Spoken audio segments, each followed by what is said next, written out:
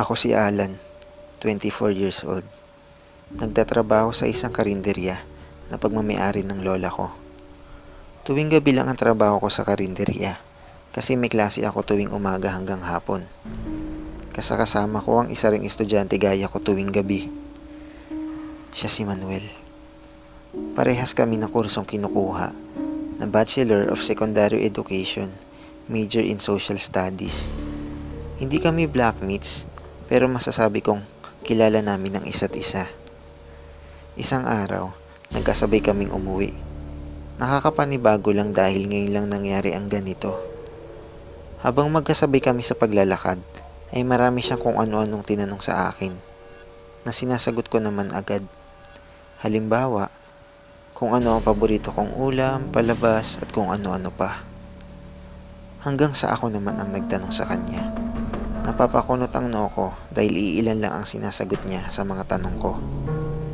Mas lalo pa siyang tumahimik na magtanong ako sa mga magulang niya at sa trabaho ng mga ito. Sa kalagitnaan ng paglalakad namin, bigla niya akong tinanong kung nagugutom na ba ako. Sumagot ako ng oo. Totoo naman kasi, hindi ako nakapagmerienda sa karinderya kanina. Hindi ko alam kung bakit pero bigla akong kinilabutan na magsalita ulit siya. May kakaiba na kasi sa tono ng pagsasalita niya. Maya-maya pa, tumigil kami sa isang punerarya.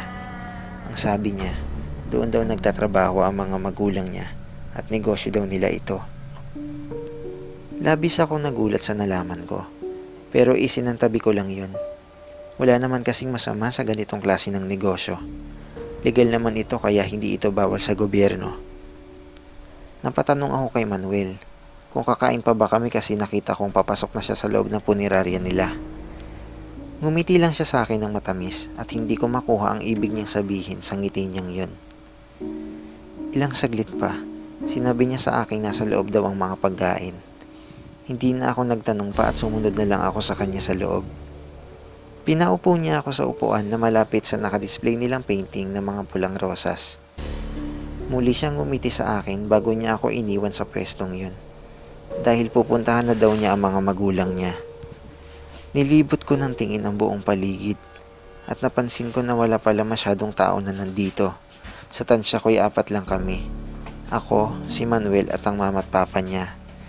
Ilang saglit pa, tila ba nakarinig ako ng boses ng isang babae na sumisigaw at humihingi ng saklolo. Hindi ako nakasisiguro kung totoo yun pero para kasing malapit lang sa kinaroroonan ko ang sigaw ng babaeng yun. Bigla akong kinabahan ng marinig yun. Nagpagala-gala ako sa paligid upang hanapin kung saan nanggagaling ang sigaw at sa isang kwarto ako nito dinala. Malinaw na nakita ko sa bintana kung sino yung babaeng sumisigaw, ang kapitbahay naming si Sarah. Nakahiga ito sa isang pahabang lamesa, nakapiring ang mga mata, wakwaka ang malaki niyang tiyan habang pinagpepiestahan siya ni Manuel. Sa pagkakaalam ko, ilang araw na siyang nawawala. Matapos nilang ipaimbalsamo ang kapatid niyang si Fred. Walang nakakaalam kung saan siya nagpunta matapos nun. At hindi ako makapaniwala na nandito lang pala siya. Buong akala ng mga taga sa amin ay nakipagtanan na ito sa boyfriend nitong si Enrico. Matapos matuklasan, nabuntis pala siya. Grabe talaga. Hindi ako makapaniwala na binihag pala siya ng pamilya ni Manuel. Tatakas na dapat ako nang marinig ko ang boses ni Manuel. Napalunok ako bigla habang pinakikinggan ang tono. Kanina ko pa, hindi naririnig sa kanya. Yung tonong tinatakot niya ako. Kung ano-anong sinasabi niya sa akin, pero hindi pumapasok sa isip ko kasi ang naiisip ko ay ang kapitbahay naming si Sarah. Lumabas ng kwarto si Manuel at pumunta sa harapan ko.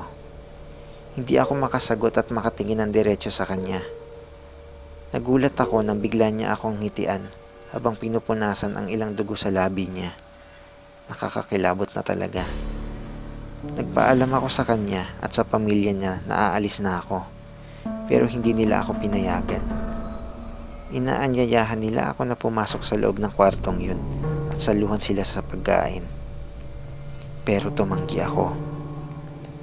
Hanggang sa marinig kong magsalita ang papa ni Manuel at pinapili ako nito. Sasaluhan ko sila sa pagkain o ako ang gagawin nilang pagkain. Naiyak ako habang iniisip ang naging desisyon ko.